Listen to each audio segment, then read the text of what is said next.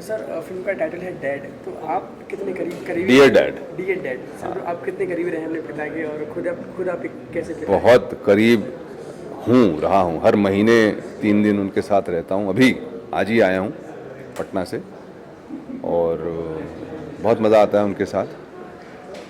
अच्छी बातें होती हैं, अच्छा वाइब मिलता है, पॉजिटिव एनर्जी मिलती है, तो वो लेके आ जाता हूँ मुंबई फिर काम करने के लिए। हर रोज़ उनसे बात होती है। अभी आते आते उनसे बात करते ही ऊपर आया हूँ। तो मेरे जीवन में पिता का स्थान बहुत महत्वपूर्ण है, और मैं बहुत विश्वास करता हूँ उनसे बेहतर कोई दोस्त हो ही नहीं सकता, कोई गाइड हो ही नहीं सकता। प्रकाश जी, आपको कोई भी एक सलाह जो याद आती है अपने पिता की, या कोई मैसेज जो आप हमेशा दिल और दिमाग में रखते हैं, जो आप शेयर करना चाहें? मेरे पिताजी हमेशा कहते थे कि बेटा, जो तुम करना चाहते हो ध्यान से, स्थिर से, पेशेंस के साथ उस पर चलो, और वो तुम्हें ज़िंदगी में ज़रूर मिलेगा।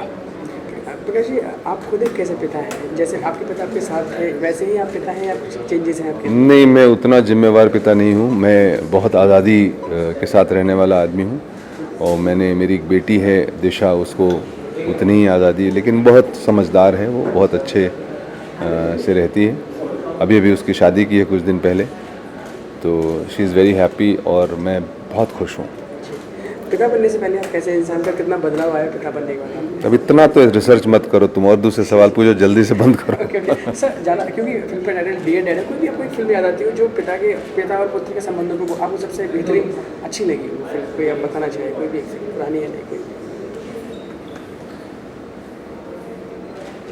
अचानक से तो नहीं याद आ रही, लेकिन पिता और पुत्र में क्या होता है, जब ग्रो करते हैं तो बहुत सारी कॉन्फ्लिक्ट पैदा होती हैं। एक बाप जो है वो चाहता है कि बेटा हमारे जैसा हो, और बेटा एक दुनिया में अपना